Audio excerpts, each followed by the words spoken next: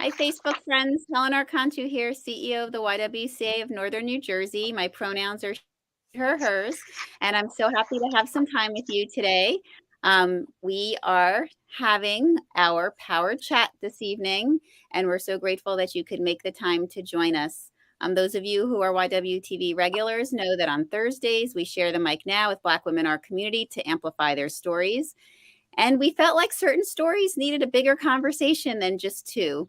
And so I'm so grateful to have with me my Power Chat sidekicks, Rona Vega, who is the founder and CEO of Parent Matters.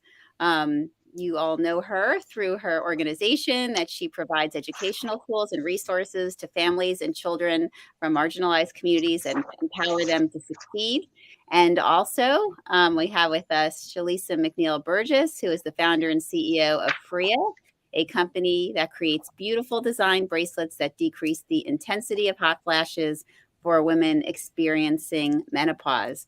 Today, I'm happy to be joined by our guest, Miss Andréa Hawkins, who is the CEO and founding partner of Leading Culture Solutions. It's a boutique business advisory firm serving organizations in several practice areas, including strategic planning, culture transformation, leadership development, interim executive leadership, and organizational effectiveness, all offered through a diversity, equity, and inclusion lens. Let me share just a little bit more about her business model, and then we will jump right into our conversation. She approaches her leadership with a unique blend of emotional intelligence and strategic consulting that helps organizations build employee and customer-based solutions by linking innovation with culture. She has over 20 plus years of experience in executive leadership roles and leading teams in finance, operations, product development, IT, marketing, and learning at Fortune 100 companies across healthcare, finance, and insurance. She brings her for-profit expertise also to the nonprofit arena to help organizations like ours expand and build capacity. Her commitment to increasing business competencies, and her aptitude in navigating complex challenges led to the launch of Leading Culture Solutions in August 2019, where she brings a consultative approach to mid-sized growth companies that are looking to advance business outcomes at scale. So you also, I mean, we're going to keep going because everyone should know all that you've done. It's so important. She is an active member in her community and giving back. She's the immediate past president of the Board of Trustees of the Amistad Center for Art and Culture, where she has been a volunteer for more than 23 years. She is also on the membership. She's also the membership committee chair for the Human Resource Leadership Forum and previously served in our sister association in the YWCA of the Hartford region on their board. She's currently writing a book for Copyright Framework, Journey to Inclusion, and was recently named as an affiliate researcher for Boston University Center for Anti-Racism Research Center, and will be study under Ibram X. Kendi, author of How to Be an Anti-Racist. And as an entrepreneur and a business owner, she and her husband, Doug, own two cafes, Birkin's Blend Cafe and Birkin's on Oak, both in the greater Hartford area. So definitely visit them as well. So thank you so much for joining us. And what an impressive and extensive background, and so much that you bring to our conversation today. Thank you. Thank you so much for having me. I have one small update. I can't believe this, but me and my crazy husband actually opened a third cafe, Perkins on Main. So yeah, in the historic Wadsworth Atheneum, the oldest museum in the country. So we are full into this entrepreneurial world of ours. That is so wonderful to hear. And, you know, I think that that's clearly also what makes all that you bring and teach and support and plan and consult, because you're also doing it and putting it in action simultaneously yourself. And that, Right. you know, really creates a, you know, much stronger, you know, capabilities for those of us, you know, that get to work with you on the consulting end, for sure, to feel like you're putting it all in action. Absolutely. Can you tell us, and I'm going to send it over to the others in a second, can you tell us a little bit? I think it's so important for people to hear why it's important, why diversity for both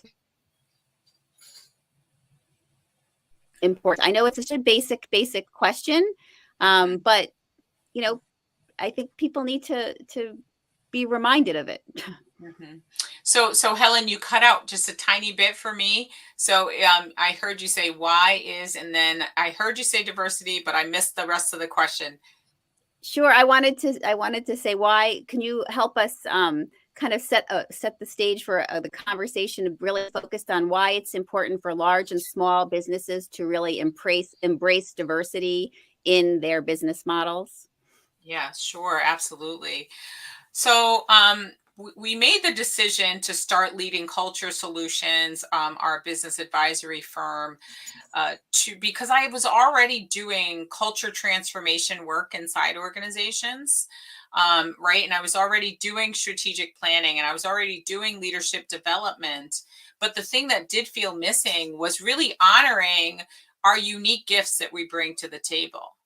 So some people hear the word diversity and the first thing they think about is, oh, she's talking about race. She's talking about black or white. Oh no, or they think, oh, she's talking about gender. She's talking about man or women, right? And mostly what she's talking about is women are oppressed and they need more, right? So people hear that word and it's a trigger for them depending on their lived experience and what they believe about diversity. But the one thing that I know through my lived experience is diversity is so broad and it means so many things, right? It can mean things like the things about us that we can't change, right? We can't change our skin color. Well, maybe you could put on makeup, or you could, you take drugs or whatever to make your skin change. But those things about us, we can't change our eye color. We can't change our hair color. Well, some of us do. I used to, but I've given that up. Right? But there's so many things about us that make us unique. How we show up, what region we live in, where did we go to school, what kind of education was important to us. And so part of the work that I wanted to do was just to make sure that when people hear the word diversity, they move it from this binary man, woman, black, white to there's so many aspects of our lives that are just so different. And what would happen? What would we be like in our worlds if we could see each other for the full set of gifts that we each bring to the table? So for me, I love to tell this story because it just makes me remember Lily Marie King, my grandmother, who said to me as a 5-year-old child, she said to me, you know what? Every person is born with a set of gifts, and your job in the world is to figure out what their gifts are. And I didn't even realize it, being this 5-year-old child, what a gift that was to me, because her voice rings in my head as a 58-year-old woman, that every time I meet someone, the first thing I think about is, I wonder what their gifts are. And can you imagine if we all walk through the world wondering what our gifts are and trying to spend more energy on understanding what we all bring to the world as opposed to the things that divide us? So that when I think of diversity, I hope the one thing you'll think about is that thing that my grandmother said to me when I was 5 years old, which is, what gifts does everyone have, and how do you live out your purpose in understanding those gifts and bringing those gifts forward into the world and understanding them and not tolerating them and not just accepting them, but really appreciating them. So that is what I think of when I think of diversity. And so, yeah. Wow. That was very, very powerful. And that was a just a different way of seeing and understanding. So we really appreciate you saying that. Of So course. I'm going to jump in here. So as a woman, right, vested in giving back, why is it so important to you to stay connected through volunteerism, board leadership roles within your community? How does this experience enhance your own personal journey? Yeah, that is such a great question, right? So I probably would start with, I was born the child of a sharecropper, but that would be a lie. But how I was born was my parents lived in Harlem. They were teenage parents. They had my brother when, they were 18. They had me when they were 20. My mother hadn't even graduated high school yet. And the one thing I knew that she shared with me over time is that she wanted a different life for her kids. And she didn't want them to grow up in a concrete jungle, right? She didn't want them disconnected from nature and so forth. And so she packed up as a 22 years old, took her two kids and moved to Connecticut, right? And by herself, no supports, no grandparents around, no aunties, no uncles, right? Just brought us to Connecticut and said, I will create a new way for yourself, for you, and I will create a new way for myself. Now we moved into the projects. We lived in the projects. She didn't have a lot, but the one thing she had was a good work ethic. So she got up every day, she worked every day, and that's what I saw, right? So there in that sort of community, everyone, when I was growing up, everyone took care of everyone. So I love to tell this story of a good friend of mine who I'm still friends with today. We all lived in the projects, so it was the responsibility of all the parents to take care of everybody's kids. I had a friend who was, I'm going to say tomboyish. I don't know if that's even PC to say anymore, but she used to climb everything. And she got on the roof one day of our little apartment building. And my mother called her mother and said, your daughter is up on this roof. And of course, her mother came, pardon me for anybody listening, with the switch. I hope nobody from DCF is here. And threatened this kid to come, my friend, to come down off the roof. Didn't go get her, but told her to climb down off the roof the way she got up there. That's like a whole nother story. Right. And then, commenced to spank her all the way home, right, in front of everybody, which was intended to discourage her from doing that and being unsafe again, which, growing up in this community where everyone took care of everyone gave me this very strong sense of we are responsible for one another. And what would our lives be like if we actually took action on that responsibility and we cared enough for each other? My mother wasn't calling her mother because she thought the kid was a bad kid. I'm sure my mother called her mother because she was like, oh my God, that could be my kid. And what would I want, right, someone to do and to reach out and to make sure that kid knew I was concerned, right? And so I think I've always had I've learned that sense of responsibility for one another. And in doing that, we had some very good fortune over the last few years through some of the businesses that we've started up. And, we have more money, not more money than we need. Don't get me wrong. We're not millionaires or anything like that, but we have enough. We have a comfortable life. So we started the Hawkins Family Foundation. So we started this foundation. We put $50,000 of our own money into this foundation, and we were able to raise $25,000 last year. When we get the fund to $100,000, we're going to start giving out micro grants to entrepreneurs who want to start up their businesses. Because the thing that we learned is that it's hard to get money when you're trying to start a business. No one wants to give you money. They want you to prove that you can survive for 3 years and then they'll think about it. And that's hard. That's a hard venture when you're trying to start up a business. So this is our chance to try to continue to give back to this community that's given so much to us. And that's not enough, but I'll keep working until we get to that amount. We're doing a lot of little and big things, so hopefully stay tuned. We'll have more, but I just feel like our world becomes stronger when we all feel a sense of responsibility for one another.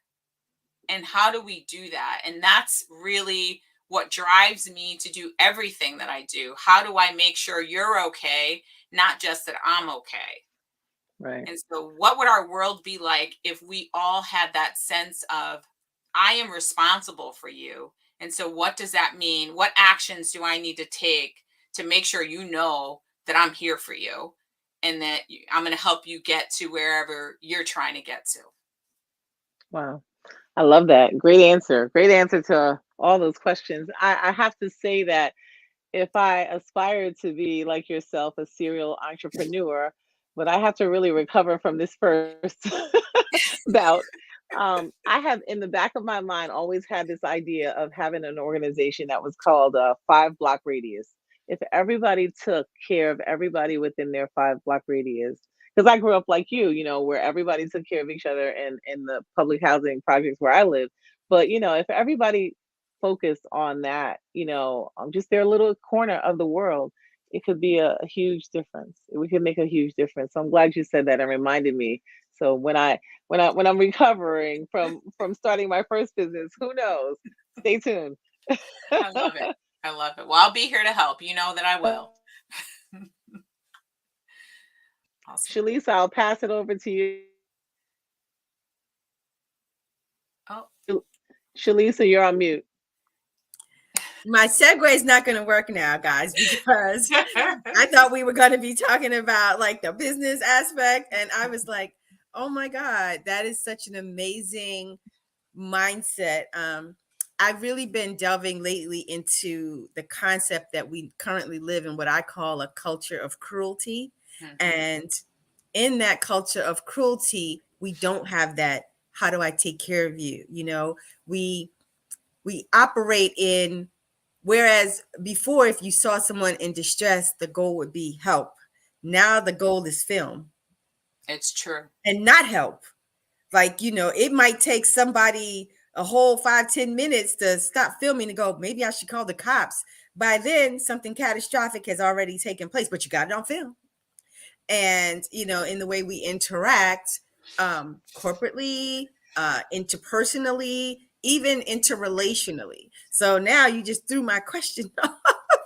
But well, Shalisa, I would love to share a little story that makes your point.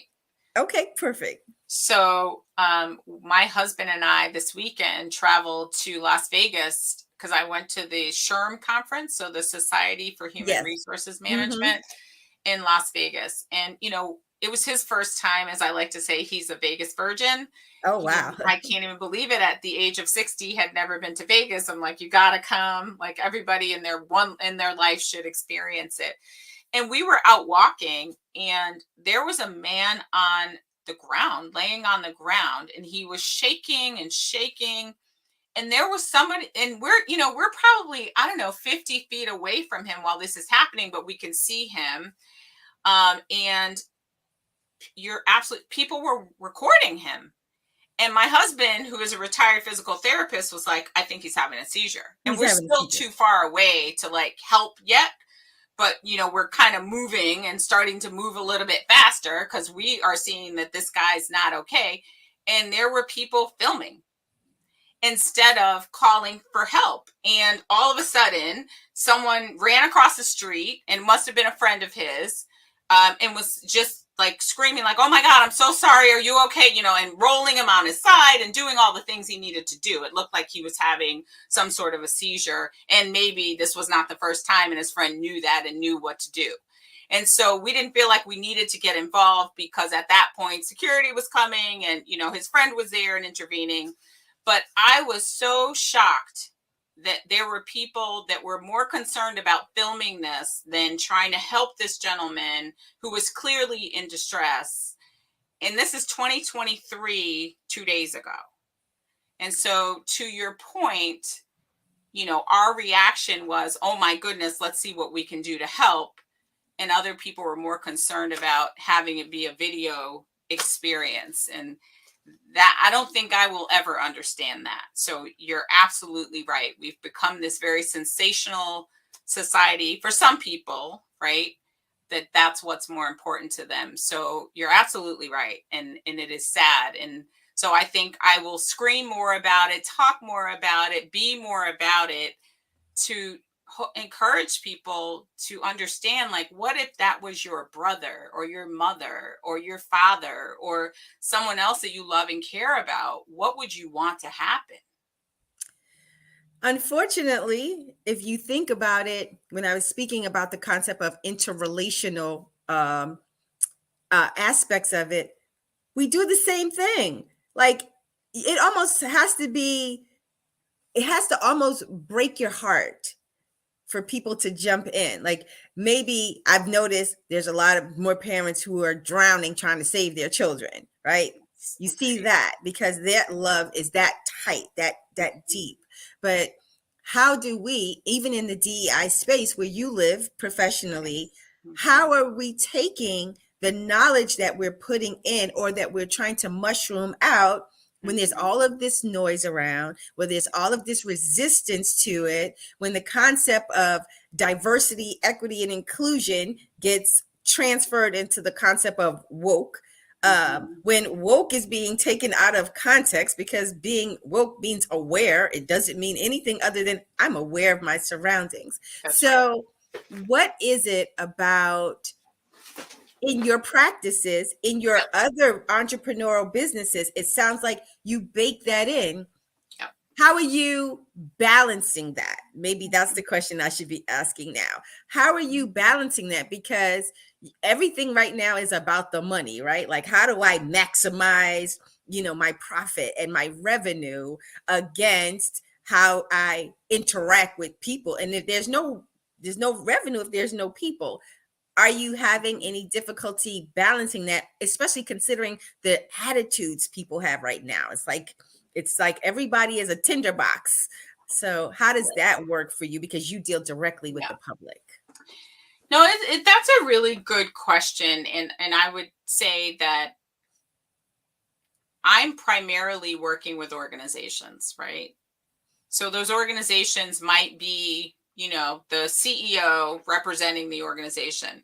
The organization might be the president of a board, right? So I'm typically working with leaders that are trying to drive change in their organizations, typically. There are people that come, which is always sad for me. There are people that do approach me and say things like, oh my God, the culture in our organization is terrible. It's this, is that, it's so unhealthy. People are doing destructive things. And I say, I hear you. And let me tell you what you can try to do. And I try to empower people individually to say, try to have conversations internally, try to make recommendations about bringing people in to help with the specific trouble. See if you can change your mindset. Sometimes we perceive issues that are really more about what we have going on in our own lives as opposed to it really being an issue.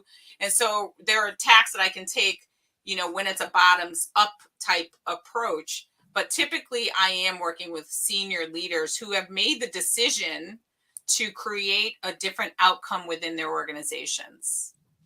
And so it's a little bit easier, I would say, to get an organization to change when the leader understands that change is imperative for their own success, right? Because if organizations don't do well, guess what? Leaders don't do well, right?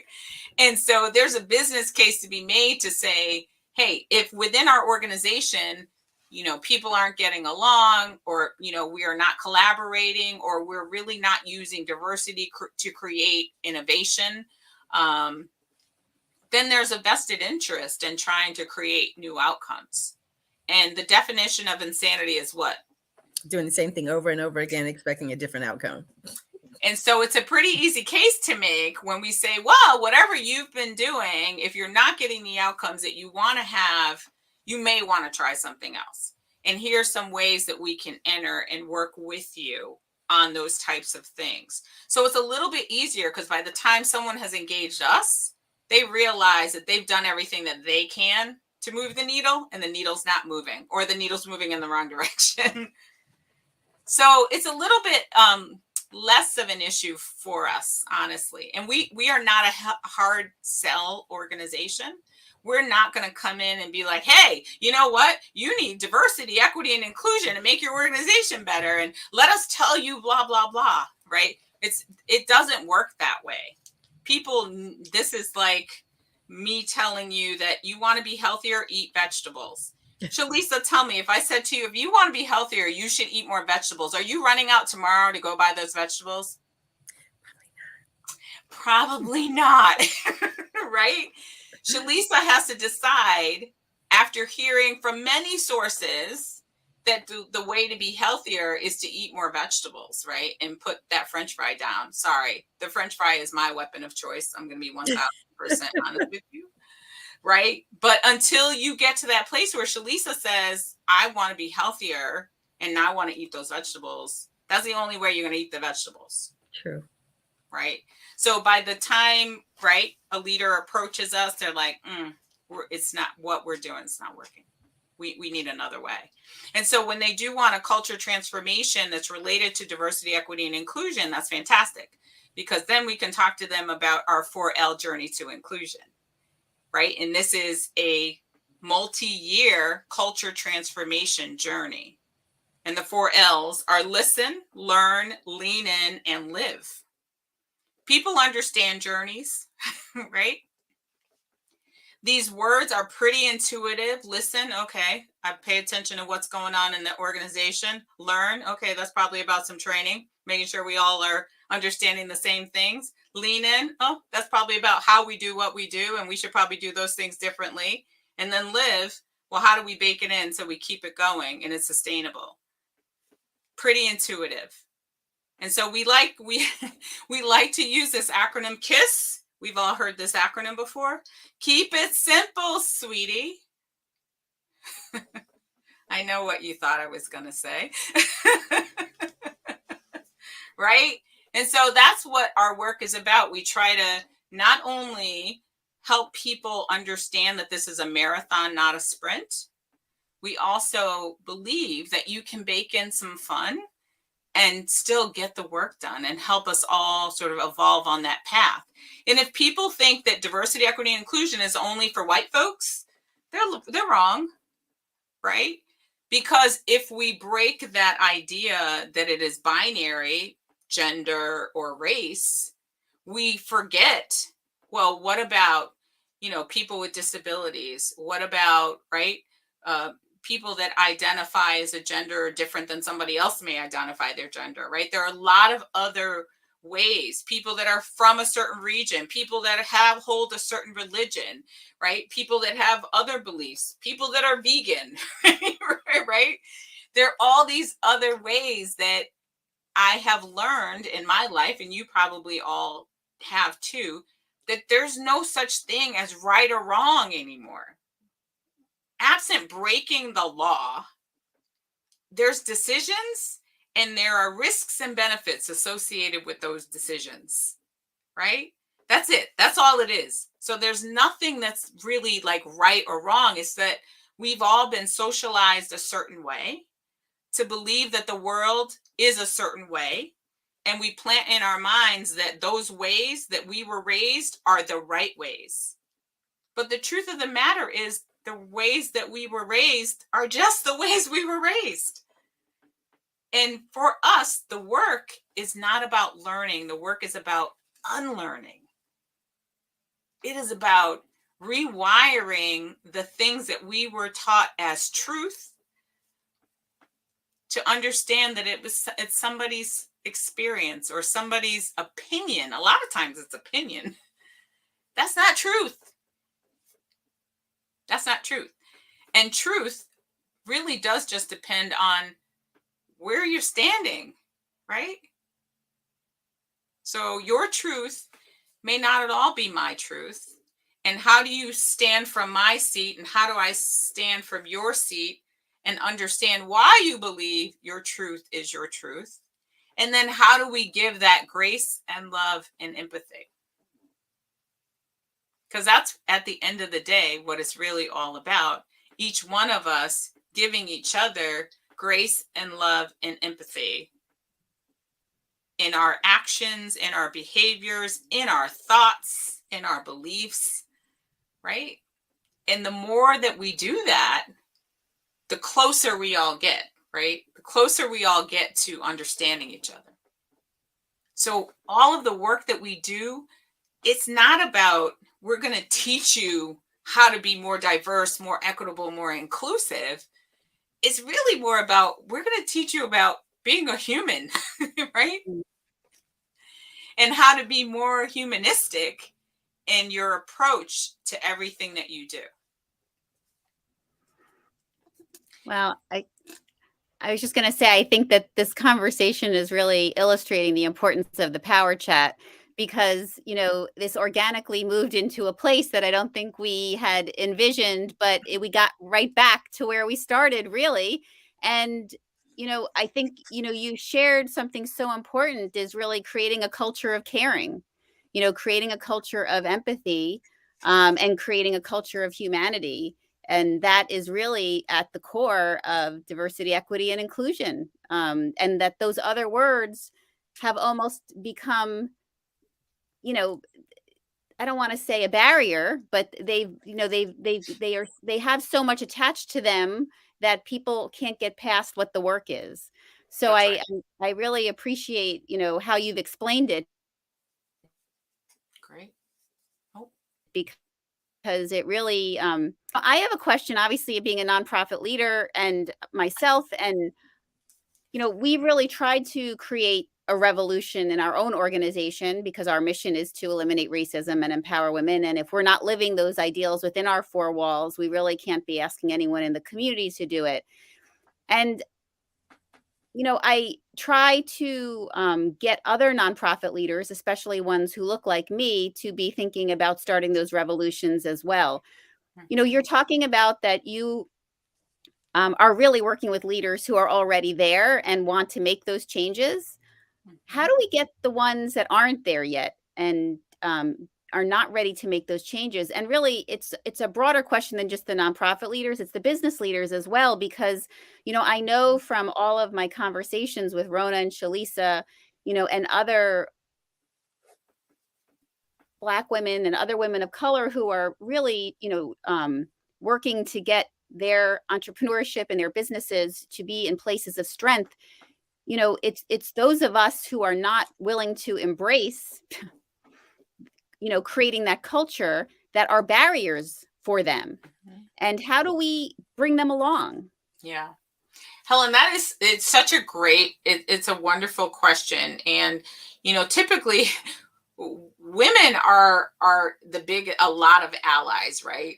Many of the abolitionists, right, over time were women. And so I think it's not that it's not a haul or a pull for women. It's challenging more for white men than it is for white women. Because I think we have the womanness in common and we can understand at that level. But sometimes it is white women, right? And when you're interacting with folks, I would say it's the same thing that we do to get everyone along the path, which is, first of all, trying to force people on the path never works. Right? I had this saying that I made up that says, you can bring a horse to water, you can splash some water on them, some may get in their mouth, but they're not drinking. Right? And so we can give all the information that we want. We can make the business case about how it's going to make their organization stronger and how it's going to be better. But back to that point about eating the vegetables, until people are ready to move along this journey, when people have something at stake, right, that they may lose, they may, right, move along the path. Or if there's somebody involved that they see hurting as a result of it, that they care about, then they may get on the journey, right? So what I would say is continue to put that empathy out there, continue to send love, send grace, be understanding, and say to people, I have one of my dearest friends, not even joking, to this day in 2023 will say to me, I love you. A white woman, Italian family from Italy, right? She is first generation American, right? So her family has an immigrant story that could be told. But she would say to me, I love you. I've been friends with her 35 years. And she'll say, but I don't consider you Black. And she does not understand, even to this day, even as much as I've tried to explain why it's offensive. and I still love her. because I think there's just this level of ignorance that's so ingrained that I honestly don't feel that she means any harm to me. She does not understand why that's offensive. So what's my choice? My choice is to say, I'm never going to speak to you again because you're an idiot and I need you to get this and it's really important to me, right? Or I can say, hopefully she'll get there one day. And I know that she loves me. And I know I could call her at 3:00 in the morning. If I'm upset, she will drop everything and make sure I'm okay. So I think sometimes we get stuck on this person says these words and that means this to me, instead of watching what their actions are and what they do, right? So I can continue to have the conversation with her. And if whenever she says it to me, every now and again, it's not like an everyday thing, but like maybe once every 3 years, she'll pop it in again. I'll be like, girl, we have had this conversation, and I can call her girl because I have known her for 35 years and we have that relationship, right? We've had this conversation before. It is offensive to me because what you imagine of Black people is different than who I am. But most of my family and most of my friends are like me. So your idea of what Black people are and, what you think they are is different than what they actually are. So I'm going to need you to stop saying that, right? Ask for what you need and sort of move on that path. But again, I think the point in it, like I said, is I'm not going to stop being friends with her that I've been friends with for 35 years because she's on her journey. I'm going to say, I understand. And this is what I need from you. Or, and share information. I share information. I share books with her that I read that I think are good. She's very good about reading them. But again, you can bring a horse to water. You can splash some on them. Some may get in their mouth, but they're not drinking. So I would just say, keep doing the things that you're doing that anyone would do. Continue to learn, continue to be curious, ask them questions. Like when they make statements like that, you can say, why do you feel that way? I'd love to understand where you got that from. Like, what is that based in? Right? And be curious in the moment about how they even form those opinions in the first place. Grace, love, empathy, compassion. I'm glad you said all that. I actually listened to a podcast today that was, it was very empowering, and it was about accepting people where they are in the process. And we're all in a process. And it was just one of those podcasts like you weren't expecting it to be about that. And it was really, really impactful. And I can't wait to share it with everybody I know. But it was just really about accepting people where they are. And when we imagine people to be somewhere else, and then we put them in different roles, et cetera, and then we're disappointed. So, but yeah, it's hard, but it's necessary. And Rona, I would add on to that, right? Have you heard this expression before? Being angry with someone is like taking poison. You taking poison, hoping they will die. So when we let these kinds of things really impact us that way, right? We are the ones dying from someone else taking the poison, right? We're taking the poison. They're not dying. So it's important for us to honor ourselves and make sure we're taking care of ourselves. And when we have those moments that frustrate the crap out of us because you want people to be farther along. I say this, are we still saying that in 2023? Do we still believe that in 2023? I am shocked at how often I catch myself making statements like that in 2023. And the other thing I would say, we got a big reckoning coming. The millennials are on us. And I'm going to tell you something. A lot of folks have tolerated a lot of things for a lot of years, but that group right there, that cohort, they are together. They were raised to believe that they're responsible for each other. They were the first group of folks that were responsible for doing community service. And so they have this very strong sense of we are in this together and we are here for each other.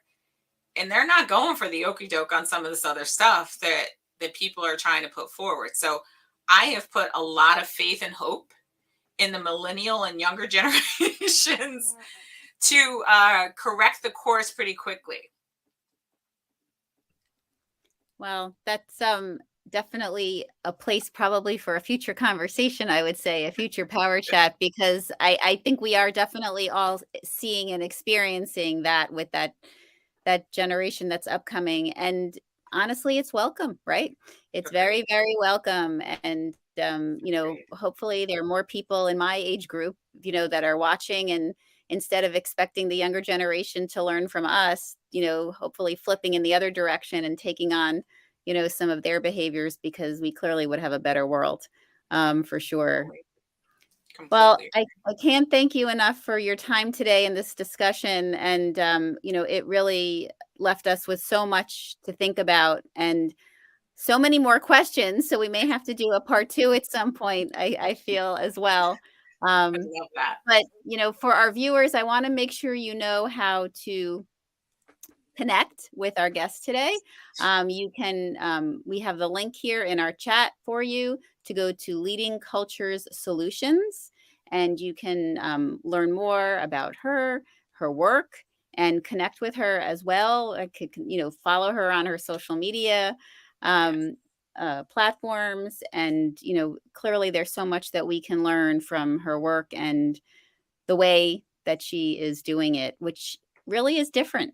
It's really a very different, mindset, and it's wonderful. And I also encourage you to stay connected to Parent Matters co-chatters in this power chat. Their work is also tremendous, and so much for you to learn from staying connected to them as well. We wish you all a wonderful evening, and we look forward to seeing you at our next power chat. Good night, everybody.